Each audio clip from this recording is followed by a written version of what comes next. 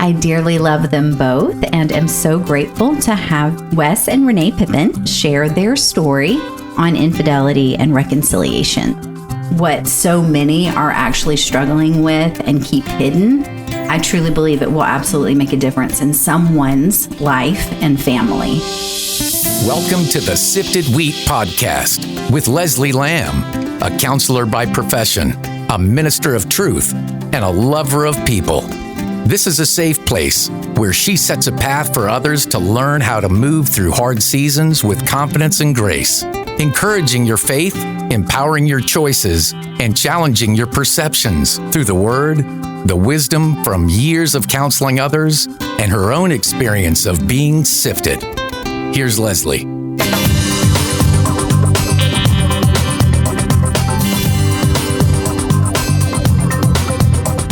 Welcome, Wes and Renee. Thanks for having us. We're excited to be here. Absolutely. I love making a road trip and having a conversation with my favorite sisters. The other sisters in the room watching us, so I had to make sure I say sisters. But it's true. I love both my sisters. You know, the reality is it's not easy to share our struggles and our weaknesses and expose the sins that so easily entangles us. So when people take that step, it's not without prayer or without trust. And I'm sure that you've had to really make peace with this choice. So thank you. Okay, so how would you introduce yourself? So we talked about this and we thought we'd just give you a little elevator speech of our story. Okay. We were both raised in a church. We were taught good values. We both of us came from loving parents. We were college sweethearts, dated 4+ years, 31 years of marriage, 3 kids, 19 years of spiritual immaturity with me in that marriage, fighting inner demons and avoiding Christ, 3 affairs, 2 and 1. And it ends with a beautiful story of repentance, grace, reconciliation that is only possible through God. And that is so true. And as someone who's kind of had a front seat to just the outcome, it's just been so beautiful. And I'm personally so proud of both of you guys. And 31 years, that's a long time to be together and to build a family. But what I find a lot of times is that how you start your relationship can be an indicator of how your relationship is going to continue to go. So can you tell us a little bit about where things started in your relationship that you recognize might not have been the way to start? Well, I'll jump in here. So I think the biggest thing is just not having Christ in the center of the relationship. I think from the outside looking in, we probably looked good according to the world standards of what a relationship should look like. But it was, and I'm assuming you're talking about dating first. Yes. Mm-hmm. Okay. We were very connected and very physically attracted to each other.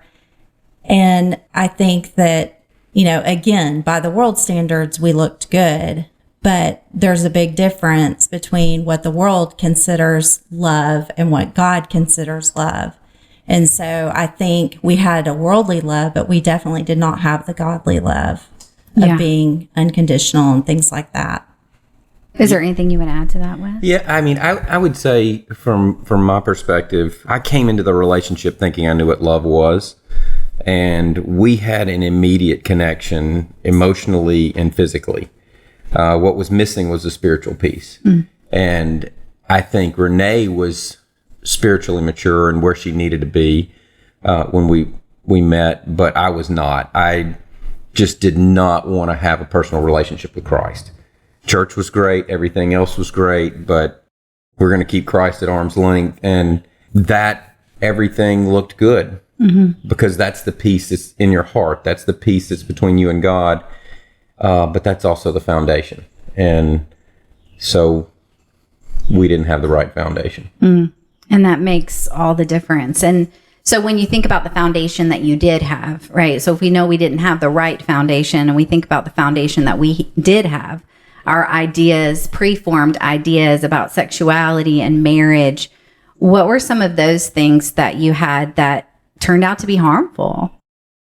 Well, I think for me, I would say I had a skewed view of sexuality just because of being exposed to pornography when I was 14, and just the perspective of what the mentality for me would look like in an opposite sex relationship.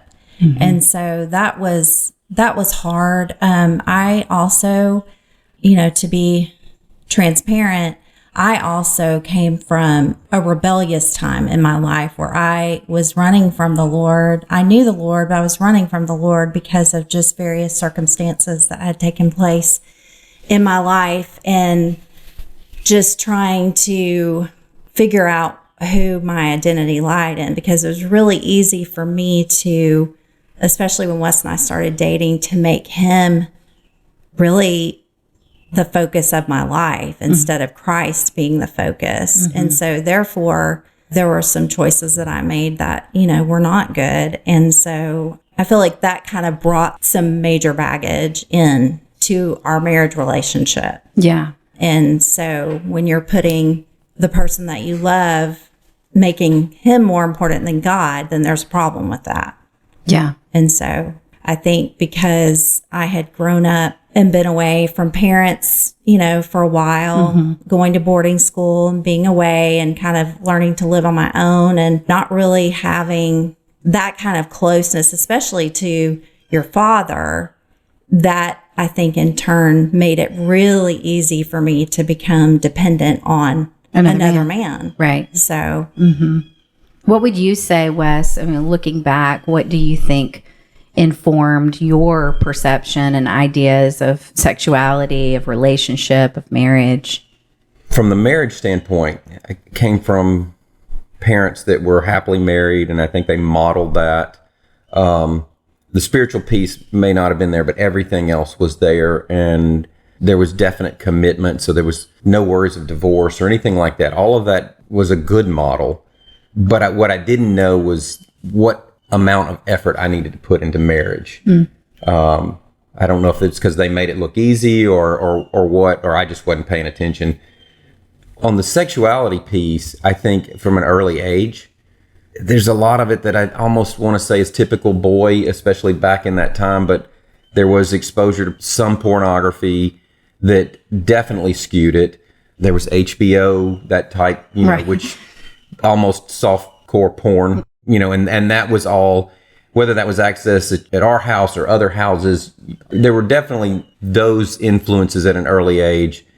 And then just boys filling in the blanks, kind of a locker room view of sex mm-hmm. that clearly not right, but at that early age, not smart enough to know.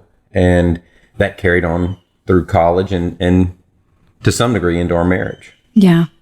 And I think, a lot of times we don't even realize that our ideas of sexuality are being formed through those things because we're just engaging them in conversation and relationship and entertainment.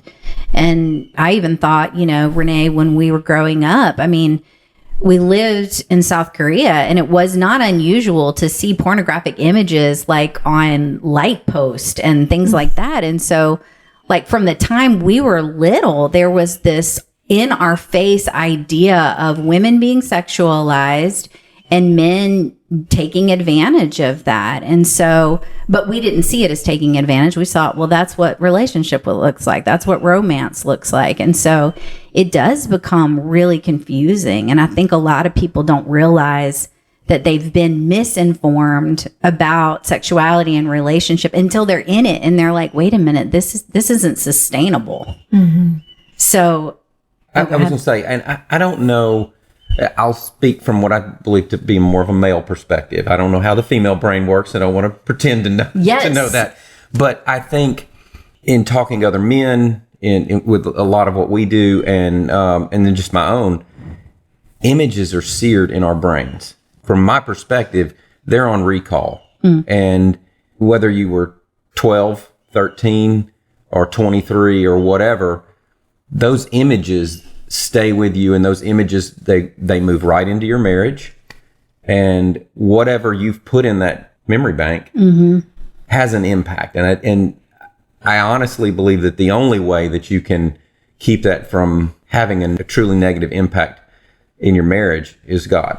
He's the only one that can help you control those images. And I wanted to throw that in because I wouldn't have known that back then. Right. But I know looking back now, it's, there are things I can remember from those days. Right. And thankfully, there's more conversations about that, people are recognizing that those images did inform my ideas and how I conducted myself.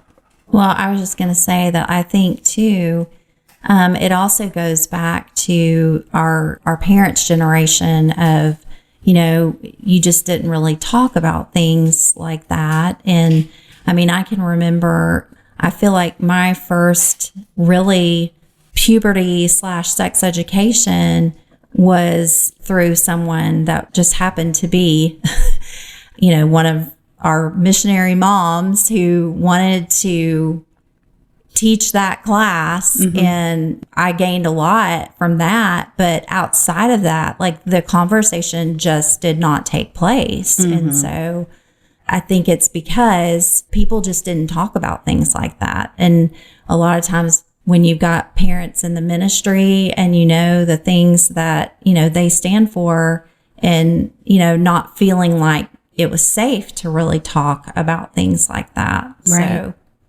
So, for fear of judgment or whatever. Yeah. I mean, it's true that the information that we receive and it being limited and hidden and almost like this blanket of shame until you get married, and then whatever you want to do.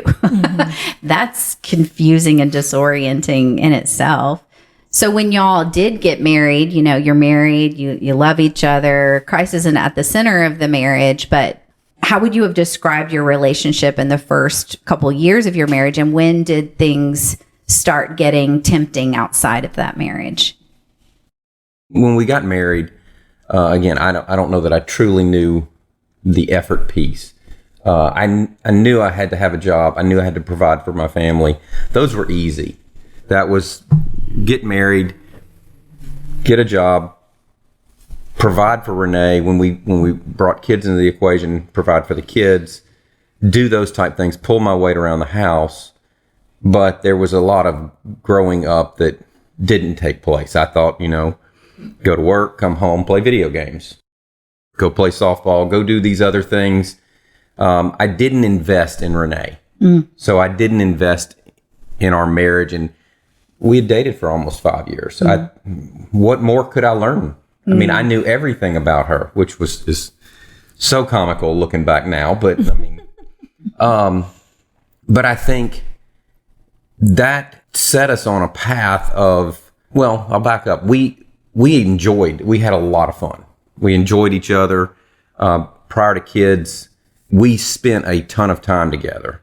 But I feel like some of that was when I wasn't working, when I wasn't off playing doing other things. So I felt like I was kind of setting a standard, which it worked, especially before you have kids. And then when you have kids, things changed. And that's when we had our son. Now we're both parenting him, but she's doing more of it. And as I'm continuing to put more time in my career and try to focus on that, Renee's putting more time in Cameron. And there's a little bit of a roommate type. That's where I'd let her talk about that part, and then I'll come back to, because you asked about the temptation piece, and I can come back to that.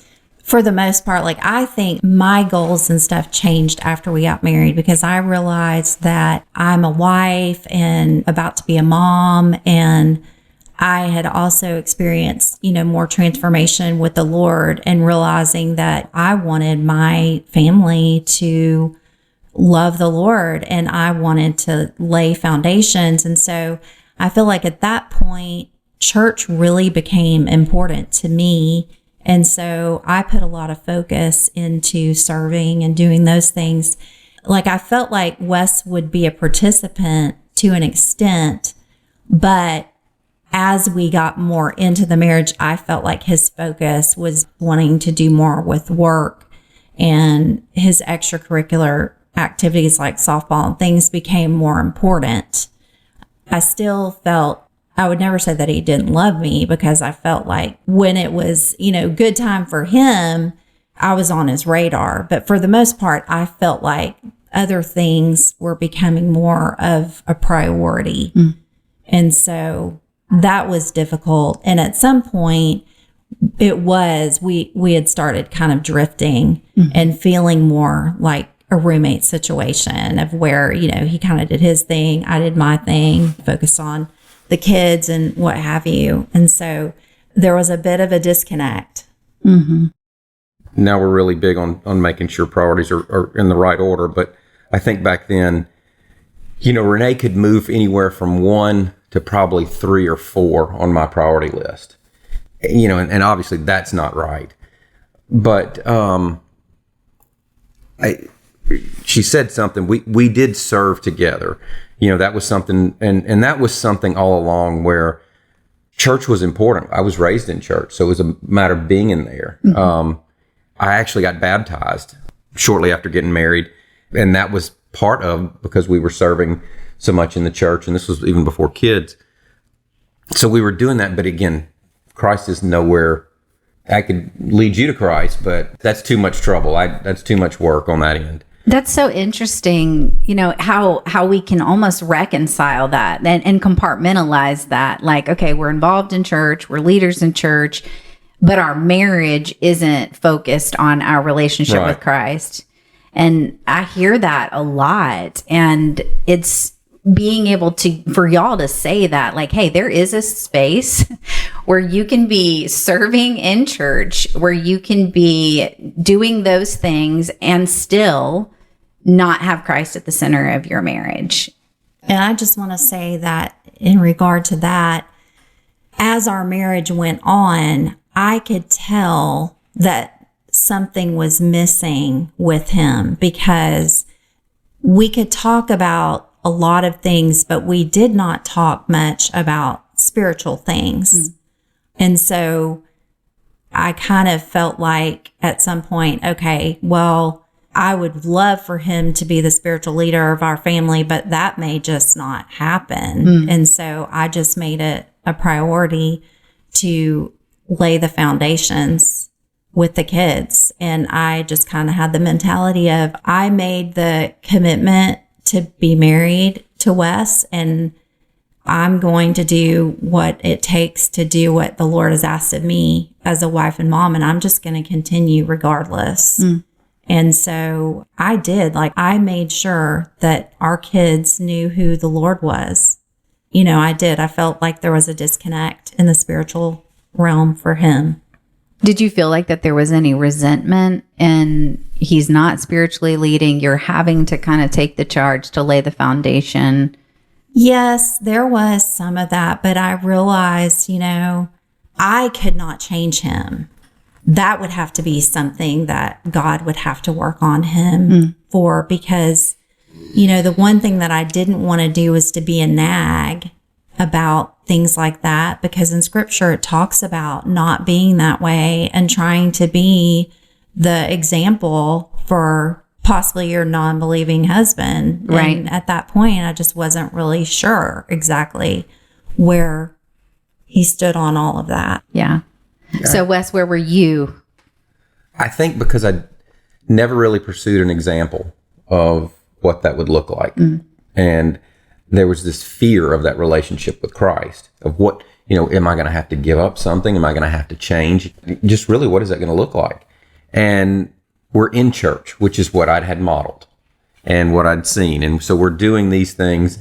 I'd read my Bible, but I think looking back, I read my Bible like I was reading a book. I think, though, back then, I didn't know what was missing. I knew there was a void. I was chasing that void. I was trying to fill it with anything and everything. Sometimes I was trying to fill it with more of Renee. Sometimes I'm trying to fill it with sports or activities like that. Sometimes it's work. And in doing all of those things, you're trying to fill a void that only Christ can fill. So you just keep pursuing different things. And so that kind of comes back to your question about temptation. Yeah. I think because of my skewed view of sexuality, and then there are parts of my life growing up where I was very secure and very confident, and there are other parts of my life where there's a lot of insecurity.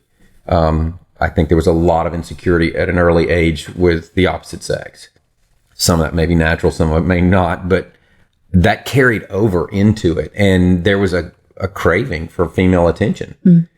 And it just so happened that, there's a lot of females around, and there were a lot of females at work and those type things. And you start to get attention, and that filled a little bit of that void. So it had nothing to do with anything that Renee was doing at home or not doing at home. I would say that at that point in our life, we had a healthy sex life. We touched all the bases of love minus God, minus God's love, and in our marriage. But because of that void, and I didn't say this earlier. That void also led to frustration, which led to anger, and I definitely had anger issues that were not positive part of our marriage relationship.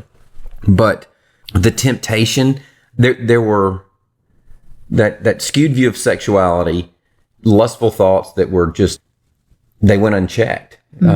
And when I talked earlier about things being burned in your brain, right? I didn't need a computer or a cell phone like you would have now. I didn't need to turn on a TV or anything like that. It was all in my head.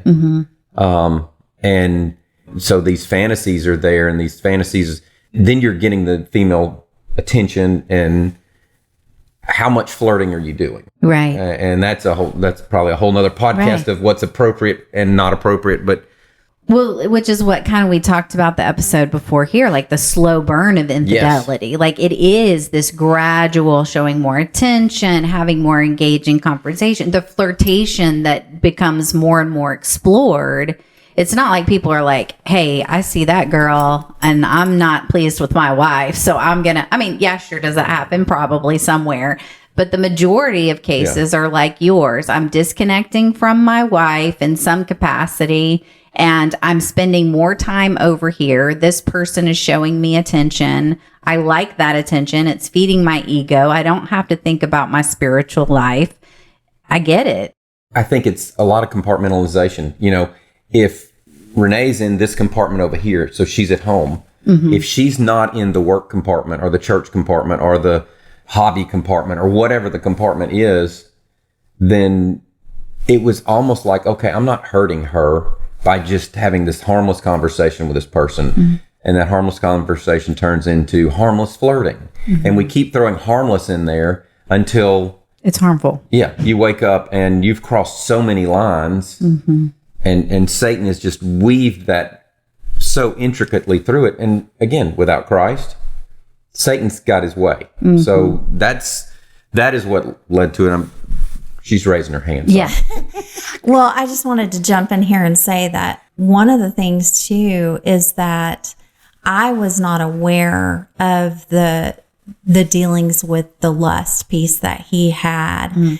I do know that he enjoyed female friendships, and that in itself was an issue. And I felt like, because there were times where he would tell me conversation that he might have with someone, and I would kind of be like, I don't know that I would be having those types of conversations, like just personal conversations or learning information that, is that really appropriate in a relationship when you're married? And so there were little red flags like that, I feel like God gave me the instinct that something was not quite right. And so I think that was an issue for me, is trying to figure out how to navigate female friendships in our relationship. So in that space of like, where did the red flags go from exposure? Like when did I'm having red flags? This doesn't sound right. This doesn't feel right. But when did it become exposed? So, well, I think Renee touched on it earlier. I think she said something about, our parents' generation and things like that. And you swept things under the rug. You didn't, skeletons belonged in the closet. You didn't talk about that kind of stuff. And I don't know that either one of us were taught not to talk to each other about that, but I think that did keep us from talking about those things. And I do think that I tried to approach the subject, but I think that I was more trying to not be confrontational with it. And so, I don't feel like I asked the right questions or shared my feelings. Like, why did that make me feel uncomfortable? Well, and I think I'll speak for myself, but I think some of us need it very bluntly. And back then, with where I was at, she needed to just flat out ask the question. And she was trying to be so sweet and worried about my feelings. And like she said, non-confrontational. I mean, it went straight over my head. I really think, based on what we've talked about and the conversations looking back, I think a lot of it went over my head. And then there was the little piece that, whether it's you call it the void or that darkness that was there, that intentionally didn't want to hear it because in my mind, I haven't done anything wrong. I'm conveniently forgetting Jesus's words about adultery, and I'm only applying the world's concept of, well, I didn't touch anybody, so everything's okay. Right. We really didn't, definitely based on conversations that came later in our marriage, we didn't really have conversations about those red flags. She would bring things up, it would go over my head or get ignored. And so it just didn't happen until, and it honestly, it didn't truly happen the right way after the first affair. Okay. So when you, in that space of betrayal, Renee, like there's always this need for self-protection that shows up. And so was there a way that you sought to like self-protect yourself in this space of the exposure of betrayal? I can really speak to this. So I feel like, so there were two affairs. There was a physical encounter, but then there was also emotional texting, whatever. The first time around, I think that first of all, I was where I needed to be with the Lord. And I feel like the Lord really, when it came out, and granted, I didn't know everything when it comes to infidelity, and especially like, because I was kind of the one that caught him, there's the tendency for the truth not to be completely revealed. And so the first time I didn't really receive all of the truth. And so I think there was that part of me that thought, oh, well, we can just get past this. I started to put a little bit of blame on myself because I had been very involved. We had a baby that by this time was 3 months old. I had been very involved in my mothering and probably not paying attention to my husband like I should have. So there was a lot of kind of, well, maybe I contributed to that. And then I shared with very few people to just try to get some kind of oh, I've been there, I can relate to that. And well, I was going to say on the first one, it was a one-time, it was a slow burn. Like you said, it had gone from flirting, that kind of thing, to then a one-time encounter that was physical. And there was a lot of guilt on my part. Obviously, I knew it was wrong. She knew something was wrong and asked enough of the right questions that I came clean on some things. I didn't come clean on everything. And I think that's where some of our sweeping it under the rug and that kind of thing, we didn't handle that right. I look back and I think from when we've talked about this, I blame me for not handling it right because I don't know that it was bullying, but I didn't make it easy. Renee's talked about how it was pushed past it and that kind of thing, and almost the way we were taught. So that one, we got more active in church. We tried to Band-Aid approach it without really addressing it. And there were steps that he had taken for some transformation that, showed me, okay, well, we can get past this and all the things. And so I thought that everything was good. When we get to the second one, there were many, many years. Was it like 9 years between? 13, I think. 13 years between. Yeah, it was 13. And so it caught me completely off guard. And at that point, I was in a season. There was a complacency part that was going on. I hadn't been in the Word and seeking the Lord as far as that goes. And I feel like when you are invested in the Word and all the things, like there is that spiritual protection. And I feel like because I wasn't where I needed to be, it really caught me off guard. And I mean, it tore me up. It was so much more difficult the second time around. And then really feeling like, oh my gosh, like, what have I done to deserve this? And even anger at the Lord. And there's so many things because, I felt like I wanted to leave at this point. Like I was like, I'm done. I'm not doing this anymore. But again, I felt like the Lord was saying, okay, well, we're going to work through this again. And I just wasn't sure if that's what I wanted to do. And it was like, I felt like the Lord was saying, I need to work in him and I need you to be a part of this. And funny enough, I had gone to, I was so distraught. I mean, it was almost like a death and just not knowing what to do. And I just happened to be in a bookstore looking, just trying to figure out like, how did this happen? So I was looking for information on affairs and all the things. And I came across this book, and basically it was about a woman who had been an adulteress and her husband had found out about it and felt like God was saying that, you have every opportunity to leave. Like you can leave or you can be the one that's going to show her the grace and love and mercy that I have for her. And I thought, oh, okay. I mean, I feel like you don't find these things like just randomly. I felt like it was definitely something that the Lord had put in my path.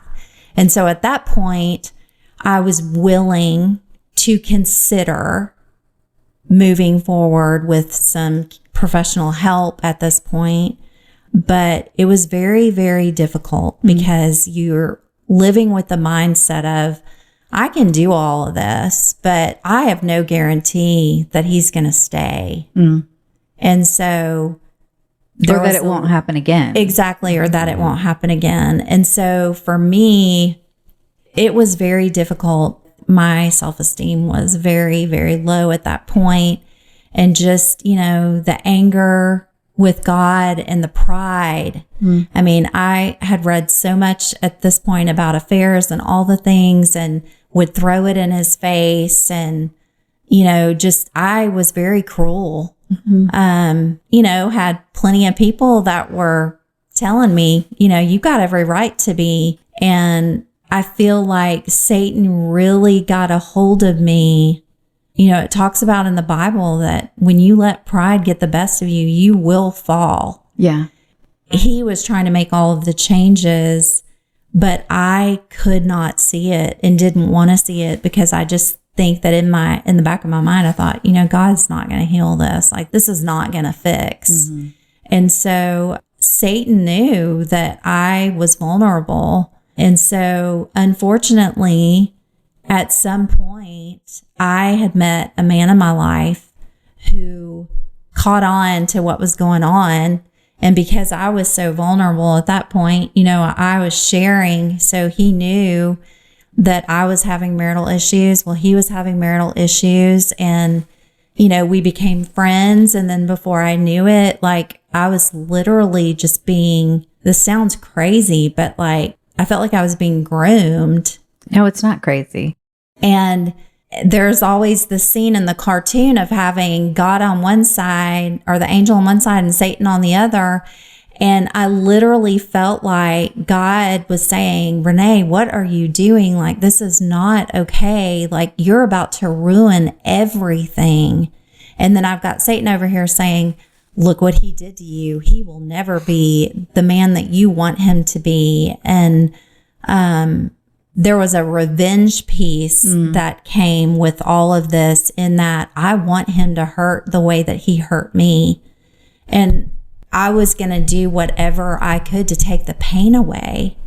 So that's the self-protection piece. And, looking back, I really feel like God was trying to get Wes to come full circle. And instead of me letting God take control, I wanted to take control, and I wanted to self-protect and all the things, instead of being patient and letting God work. And I mean, Wes was working, like, he was doing all the things, but it was just very difficult for me to see that. Mm-hmm. So where were you in this space of time? Like, did you have red flags? Did you have concerns? So, like, just for context, my first affair from the time we had been married, I think 6 or 7 years, somewhere in that range. There was 13 years between. We put that out there a little bit with each other, then kind of swept under the rug and didn't do what we needed to do. 13 years goes by. What didn't change was the root problem was my relationship with Christ. Secondary was the lustful thoughts and the skewed view of sexuality and the craving of female attention. So early in that 13 years, I'm throwing everything into reading my Bible, teaching, doing all these other things, and I'm really throwing works at it. And in throwing those works at it, that worked for a little bit. It actually did. I mean, I think we rebuilt, and we had a really good marriage, what I would say from a world standard.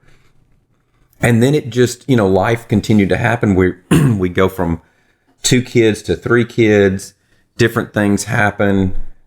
My world's not fully changing enough, and there's still plenty of women interacting, and turns out that slow burn again, literally just talking to someone, just being an ear, not crossing any lines.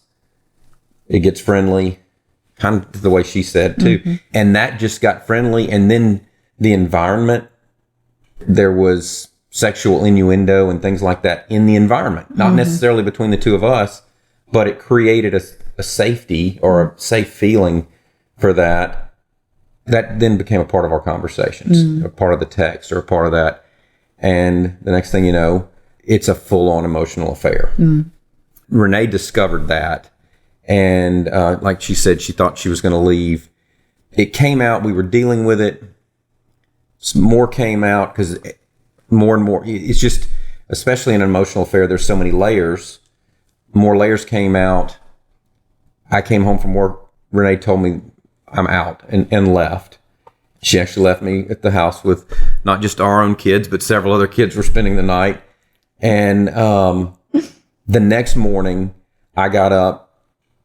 Our oldest was old enough to be in charge. And I took our dog out on the trails for about a 3 to 4 hour walk and wrestled with God. And that's where God got me. I started out bargaining and wrestling with God and it was everything about saving my marriage, saving my family. And God made it really crystal clear that there was only one relationship that mattered right now, and that was mine and his. And that if I didn't fix that relationship, there were no guarantees for anything. And even if I did fix that relationship, there were no guarantees. But you got to start here. The only guarantee that he gave me if I fixed my relationship with him was that he had me. So I come home, she's actually returned, and I tell her about my come to Jesus moment. But the context I was trying to get to was that started a 3-year period of me. God had me, and that void was finally filled. And now I'm just pouring into it, and she's mad. She's angry. She's not just angry at me, she's angry at God. And I could see that. I mean, from subtle things like us trying to read the Bible together to just interactions. Looking back, she wanted to have a career at that point because if I did it again, then she'd have something to fall back on.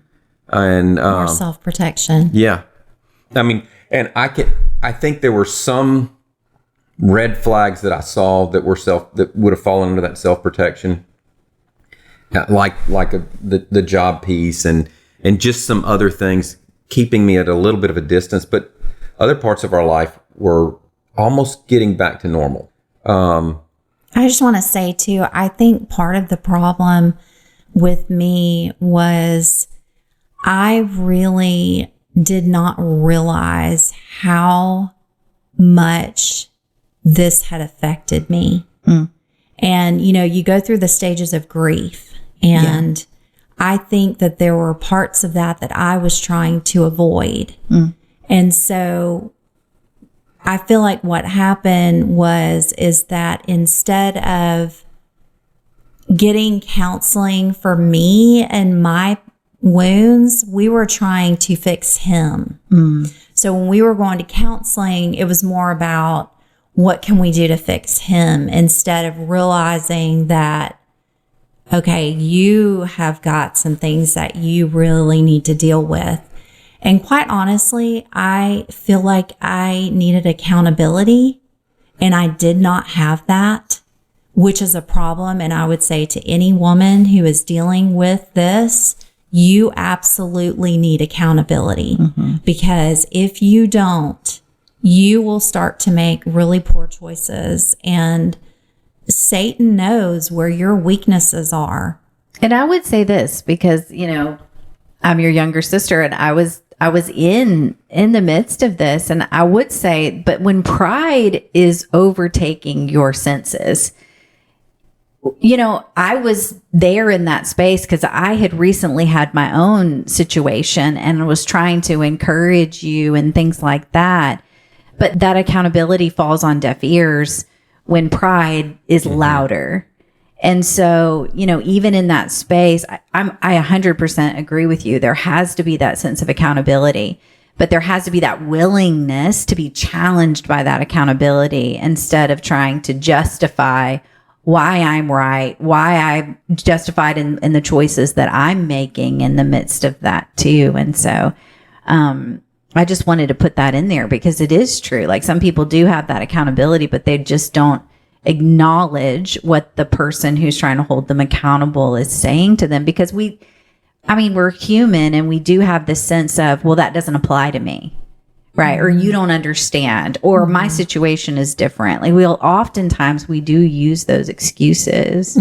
But I think what you guys are pointing to overall is this, a lot of times people are focused on the relationship between the people, when Jesus was always pointing it to, it's your heart. It's your heart's condition. It's your heart's condition that has you self-protect. It's the heart's condition that has you have an affair. But both of those things are a heart condition that are apart from allowing God to be the centerpiece of your life and consequently your relationship. Yeah, God wanted us both to understand that he had to be first. And there are times in our marriage where God was first in her life and times when he was first in my life. But until we got to a certain point, those never overlapped. And I think pride for me kept me from telling other people. It kept me from reaching out. It kept us both from really pulling in anyone after my first affair. And, Renee talks about the counseling piece. Like that was one of the red flags. I'm sitting in counseling and I know we're working on me, but I'm watching the counselor talk to both of us. And I can tell he also is seeing that she doesn't want to work on her. And that was that protecting piece. Now, obviously, from my position at the time, I'm the one that's messed up and done everything wrong. So I can't criticize. I can't say anything. And that even came into the 3-year period where, like when Renee met the other person, the relationship bothered me. There were red flags there. Mm-hmm. But when you've betrayed your wife twice, that you can put names to it, and then if you think about everything that was going on in my head for those years, it's a lot more than twice. How can you get up on your high horse and tell her what she needs to do? So I think that was a lesson God taught me. I had to put my faith in God. I had to continually show her grace and love and transparency and a lot of other things that we'll get into later. But I couldn't come at her like, this guy's bad. You can't do this. There had to be some trust and I think in the way of self-preservation, I think one of the things that I went through from the human side of things is I had so much pain from that I wanted so badly for that to go away. And in my mind, I literally thought that it bothered me so badly that he had a secret life with someone else, whatever that looked like. Someone else had a part of his heart or whatever. That was so bothersome to me. And then it was like, if I could just get rid of that pain. And then my thought process was, well, if I do the same thing, then I can't say anything anymore. And I have my secret and this would take away the pain. It was like justified. But it was the weirdest, it's like your mind plays games on you. Right. And you start to think crazy. Well, and I think even we experienced that. There are people in the world, people in your life that will affirm that thought. Yeah. I mean, I had some people that thought, well, he deserves it. And that is where a lot of the pride came in, because it was like, the Lord kept telling me, you need to just chill and let me work and trust me. And for whatever reason, I wasn't having it. I just wanted to take things into my own hands. Yeah. When you were talking a minute ago, I'm a firm believer that God gives us all the ability to make choices, and we make those choices. And we can blame a lot of things on why we make those choices, but at the end of the day, I'm a firm believer too that you're the one that's going to stand in front of God and have to answer for your choices. Yes. The people that might have contributed to it are not going to be there with me, and God go, well, Wes, you had a choice. Some choices are more difficult than others.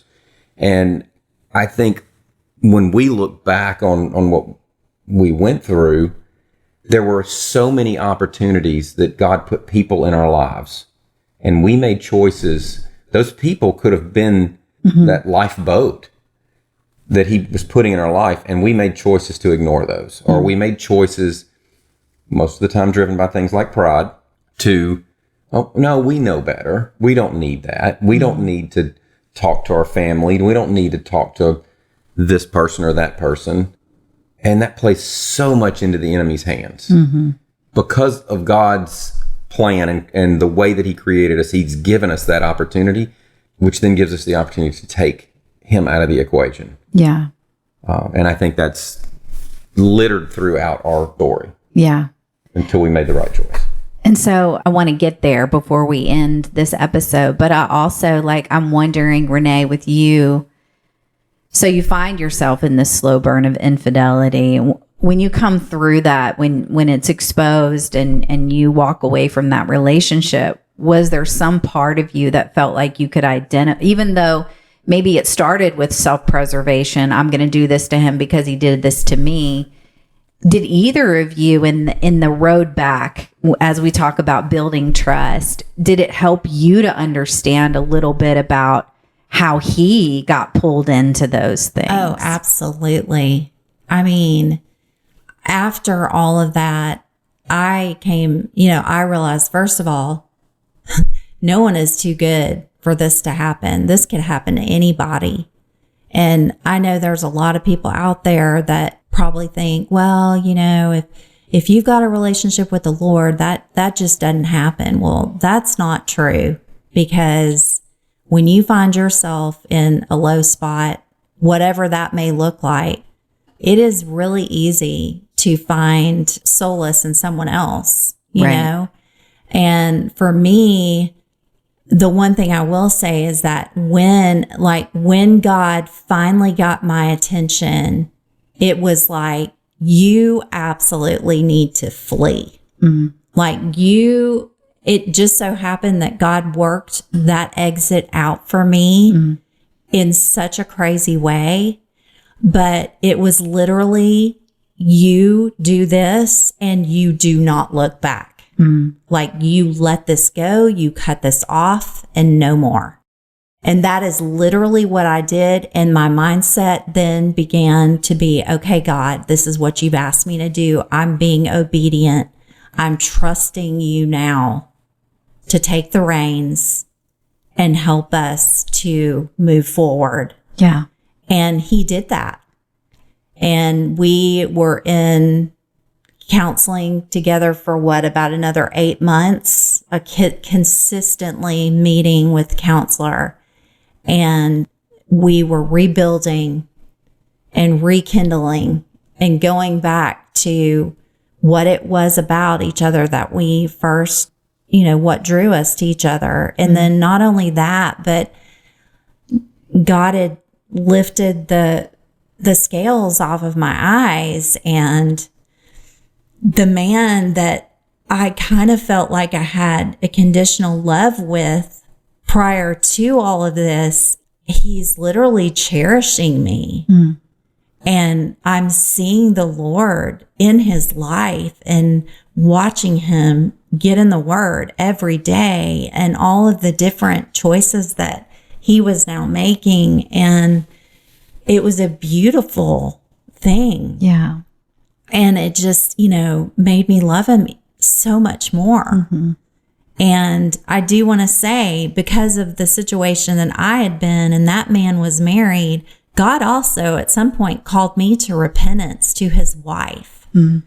And I had to reach out to her and repent. Mm-hmm. And thankfully, she forgave me. And God worked through all of that. And yeah, so it's amazing. And I would say, because in my own situation with infidelity, like when Brian and I look back at that prayer that neither one of us were aware of was working. And so I'm thinking, I haven't talked to you about this, but I'm sure you're seeing these red flags. You don't like this guy. Wes, you got to be praying for your wife. Yeah, I would say during that time, it truly taught me dependence on God. Mm-hmm. There's no other way to get through that. And whether it was prayer, reading scripture, and that's something, when we talk to married couples, one of the things that we continually say is there's two relationships in the world that you never stop working on. Mm-hmm. You never stop working on your relationship with Christ, because it's continually evolving and continually changing. Mm-hmm. And you never stop working on your relationship with your spouse. And if you follow that first one has to be first. When Renee was talking a minute ago, that's what she was missing. She wasn't doing it daily. It wasn't that she fell that far away from God to fall into this trap. Right. She just fell a little bit away. Mm-hmm. And during that time for me, he taught me it's daily. And it doesn't have to be that you sit down for 2 hours every day and pour through certain scripture and write everything. It's giving God quality time. You've got to get into the Word and give him quality time. He may have you on one verse. Agreed. You got to give it, but it's got to be a heart peace with him. Yeah, it's so true. And, I think what you're saying is, how do you move towards forgiveness? Well, you have to build a bridge of that trust. And that bridge starts with the first step being your relationship with the Lord. And then once you've gotten a foundation there, then you can work towards building trust with one another. You've got to have that trust with the Lord. The Lord is so good about establishing trust with us. Then once that's foundational, then we can learn how to trust one another. So I really love that. And I love that y'all didn't let your story stop with the two of you. And that's what our next episode is going to be. But before we go there, people are in the middle, right? They are Renee and Wes in the middle of this story. What do you want them to know about that place? What advice would you give them? What encouragement would you give them? What hope would you give them? Well, I always say we serve a big God who can do big things.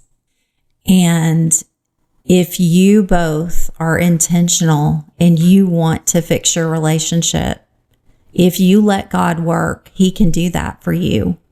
And I would say that there is a huge time factor. A lot of times we want a quick fix, and infidelity is not a quick fix.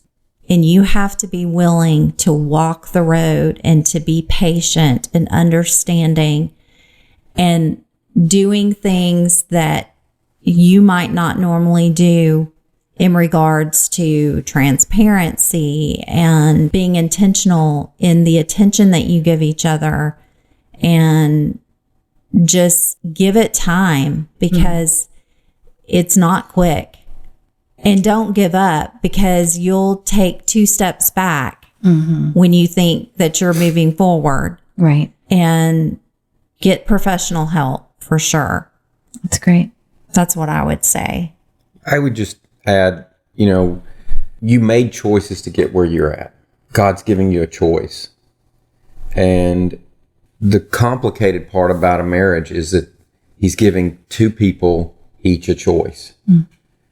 When we talk to people and find them in the middle, a lot of times what I'm telling them is that you've got to make the choice to pursue God, and he will help you become the husband that he's calling you to be.